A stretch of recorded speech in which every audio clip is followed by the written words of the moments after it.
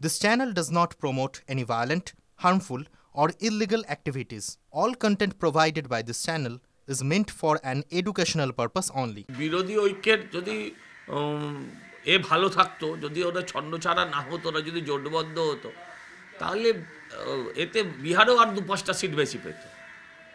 হ্যাঁ, এরা ভাবুন ভগবান কত দয়াময়। এই চেহারা নিয়ে ওরা চেয়েছিল ভারত শাসন করতে। ভারত শাসন করলে পুরো ভারতটাকে আজ পশ্চিমবঙ্গ বানিয়ে দিতে হবে। আজ এসআইআর ইস্যুতে মতুয়াদের নির্বাচন কমিশন ঘেরাবে দুটো পৃথক কর্মসূচি। মমতা বলা না থাকলেও একটি কর্মসূচিতে আছে শুরু হয়ে গেছে। কর্মসূচি কেউ নিতে পারে। আসলে ব্যাপারটা হচ্ছে মধু দেখলে মৌমাছি তো আসবেই, কিন্তু সারা বছর মতুয়াদের নিয়ে থাকে শুধু বিজেপি, এটা মতুয়ারাও জানেন। আর যাদেরকে নিয়ে এসছেন তাদের মধ্যে মতুয়া কতজন আছেন সেটাও জানার। অধীর রঞ্জন চৌধুরী কোন রাজনৈতিক দলে আছেন, বর্তমান তার অবস্থান কি, কংগ্রেস দলের তরফ থেকে এটা কিনা, না ব্যক্তি অধীর রঞ্জন চৌধুরী আমার থেকে অনেক প্রাজ্ঞ, আমার থেকে অনেক সিনিয়র মোস্ট পলিটিশিয়ান, কেউ তাকেও এই জবাবটা দিতে হবে মানুষের কাছে। প্রধানমন্ত্রী নরেন্দ্র মোদী দুটো বার্তা দিয়েছেন। তিনি বলছেন যে বিহারে পরাজয়ের গ্লানি ভুলতে পারছেন না বিরোধীদের তিনি একদিকে এমন কড়া আক্রমণ করেছেন। পাশাপাশি বলছেন যে সাংসদ ড্রামার জায়গা নয়, ডেলিভারির জায়গা। হট্টগোল করার জন্য গোটা দেশ পড়ে রয়েছে। আরেকবার বলো। সংসদ হ্যাঁ সরি, সংসদ ড্রামার জায়গা নয়, ড্রামার, আচ্ছা, হ্যাঁ, মানে নাটকের, হ্যাঁ, ডেলিভারির জায়গা। হট্টগোল করার জন্য গোটা দেশ পড়ে রয়েছে। একদম মুখে জুতো মেরেছে, ঠিকই বলেছে। সংসদ হচ্ছে বিচার বিবেচনা করার জায়গা, আলোচনা করার জায়গা, বিতর্ক করার জায়গা, ওই কিত করার জায়গা না। এটাই বলেছেন ঘুরিয়ে।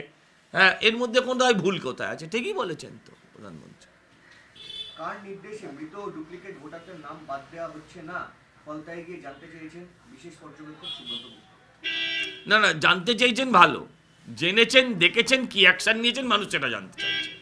কারণ এটা শুধু ফলতার নয়, এটা ক্যানিংয়েরও। এই অভিযোগ শুধু ক্যানিংয়ের নয়, এটা মুর্শিদাবাদেও, এই অভিযোগ পাক সার্কাসেও, এই অভিযোগ একটি বিশেষ সম্প্রদায়ের মানুষ যেখানে যেখানে বাস করেন সর্বত্র। আমরা গিয়ে জানতে চাইলেন ভালো কথা, নাম পেলে তার কটা কাছা চুল ছিঁড়বেন সেটা আমি জানি না, কিন্তু আপনি কি ব্যবস্থা নিলেন সেটা বলুন। আজকে নির্বাচন কমিশনে সকল বিজেপি বিধায়কদের নিয়ে অভিযোগ জানতে যান শুভেন্দু অধিকারী। সেখানে ক্রীড়া দপ্তরের সামনে বিজেপি কর্মসূচি, আবার বিএলও ঐক্যমঞ্চে বিক্ষোভ দেখায়, ক্যাম্পিং পরিবেশ তৈরি হয় সেই জায়গায়। সব মিলিয়ে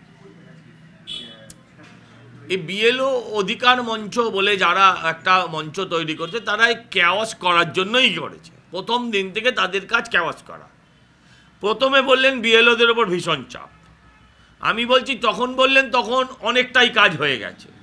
তারপর সারা ভারতবর্ষের কথা মাথায় রেখে, বিশেষ করে উত্তরপ্রদেশ, কারণ উত্তরপ্রদেশ মানে হচ্ছে দুটো পশ্চিমবঙ্গ, প্রায় দুটো পশ্চিমবঙ্গ, 1.5টার বেশি পশ্চিমবঙ্গ। ফলে সারা ভারতবর্ষের এসআইআরের সময়ও বাড়াতে হলো। এখন তো আপনি আরামসে ঘরে বসে যা খুশি তাই করে করতে পারেন। 90% কাজ যদিও হয়ে গিয়েছে। আমার প্রশ্ন অত্যন্ত পরিষ্কার, যে সরকারকে নির্বাচন কমিশন বলেছিল কাউকে 18, কাউকে 12,000 টাকা করে দেওয়ার কথা। তো বিএলওর অধিকার রক্ষা কমিটি বিএলওদের সেই কথাটা একবারও বলছে না কেন? বিএলওদের হয়ে একবারও বলছে না কেন ডাটা এন্ট্রি অপারেটর দেওয়া হলো না কেন? একবারও বলছে না। অতএব এটা বিএলও অধিকার রক্ষা কমিটি না মমতা রক্ষা কমিটি, সেটা আপনারা সহজেই বুঝতে পারছেন। এসআইআর হলে তৃণমূলের আসন সংখ্যা বাড়বে, শতাংশ বাড়বে, চ্যালেঞ্জ করেছেন অভিষেক বন্দ্যোপাধ্যায়। যদি বাড়ে, বাংলার মানুষের কাছে ক্ষমা চেয়ে বকেয়া টাকা তাহলে ছেড়ে দিতে হবে। হ্যাঁ, ও পাগলের কথা ছাড়েন। হ্যাঁ, ও এর আগে এরম অনেকবার বলেছে ফাঁসির মঞ্চে চড়ে যাব, ফাঁসির মঞ্চে জং ধরে গেল।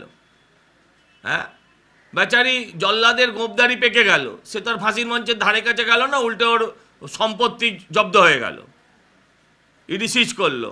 ও বলেছিল যদি অর্জুন সিং জেতে রাজনীতি ছেড়ে দেবো।